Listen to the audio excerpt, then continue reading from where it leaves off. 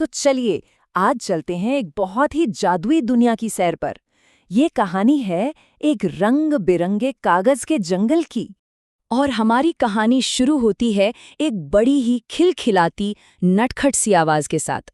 जरा सोच कर देखिए, एक गोल मटोल सा कागज का बंदर है जो एक डाल से दूसरी पर कूद रहा है और हंसते हुए ये बात कह रहा है। तो चलिए अब इस अनोखे जंगल के थोड़ा और अंदर चलते हैं।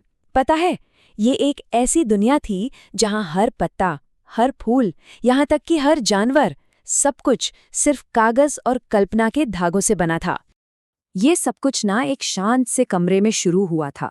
सादे से कागज के पन्ने वो अपने आप ही मुड़ने लगे और अरे, देखते ही देखते एक जीती जागती दुनिया बन गई।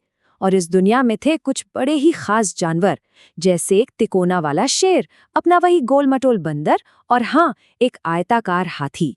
और इस जादुई दुनिया को किसने बनाया था? इसे बनाया था मीरा ने।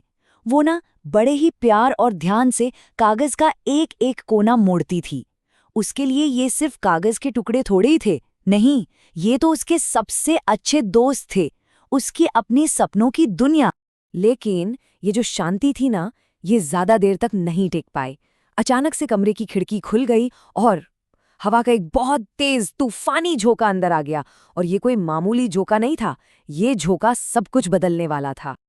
अब हवा के इतने तेज झोंकों से पूरा का पूरा कागज का जंगल थर थर कांपने लगा।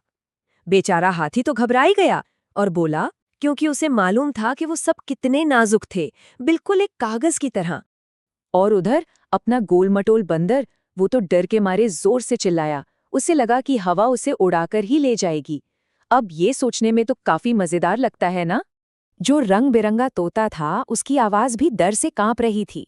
उसे लग रहा था कि उनका इतना खूबसूरत जंगल बस एक ही पल में बिखर जाएगा। लेकिन इस सारी घबराहट और शोर शराबे के बीच में जो तिकोन वाला शेर था ना, उसने अपनी शांत और गहरी आवाज में एक बात कही। और उसकी बात ने सबको याद दिलाया कि जहां डर होता है ना, हिम्मत भी वहीं जन्म लेती है। शेर की ये बात सुनकर मीरा को जैसे हिम्मत सी मिल गई। हाँ, यही वो पल था जब डर के ठीक सामने एक छोटे से दिल को बहुत बड़ा होना था। तो अब सवाल ये था कि क्या मीरा बस देखती रहेगी? क्या वो अपने सपनों की इस प्यारी सी दुनिया को अपनी आंखों के सामने बिखरने देगी? और बस फिर मीरा ने एक फैसला कर लिया। उसने अपनी मुट्ठियां जोर से भींच लीं और पूरी ताकत से बोली, नहीं, मैं अपनी दुनिया को टूटने नहीं दूंगी। और पता है, उसकी आंखों में अब डर नहीं था, बल्कि हिम्मत की एक नई चमक थी। और बस यहीं से शुरू हुई कागज की कमजोरी को हिम्मत की ताकत में बदलने की असली कहानी।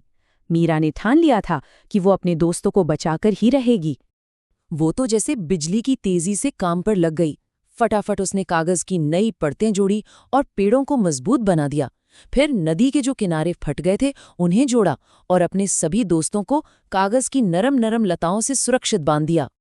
मीरा की ऐसी फुर्ती देखकर बंदर की तो आंखें फटी की फटी रह गई।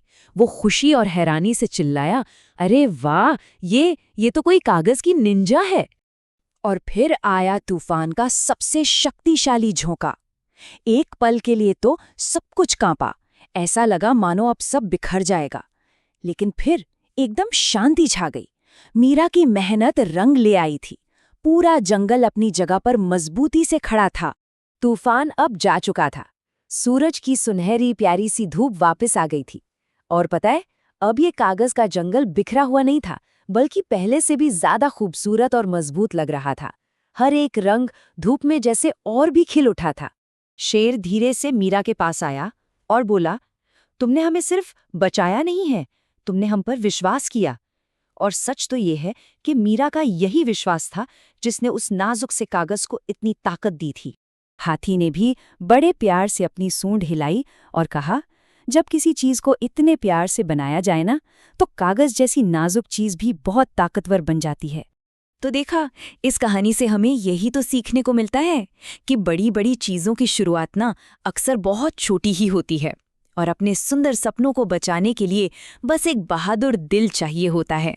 और कहानी के आखिर में अपना वही नटखट बंदर वो फिर से अपनी पुरानी मस्ती में लौट आया। उसने मीरा से पूछा, अरे, तो अगली बार हम क्या बनाने वाले हैं? क्या एक कागज का डायनासोर बनाए? और उसका ये सवाल हमें याद दिलाता है कि हमारी कल्पना की, हमारी सोच की कोई सीमा नहीं होती।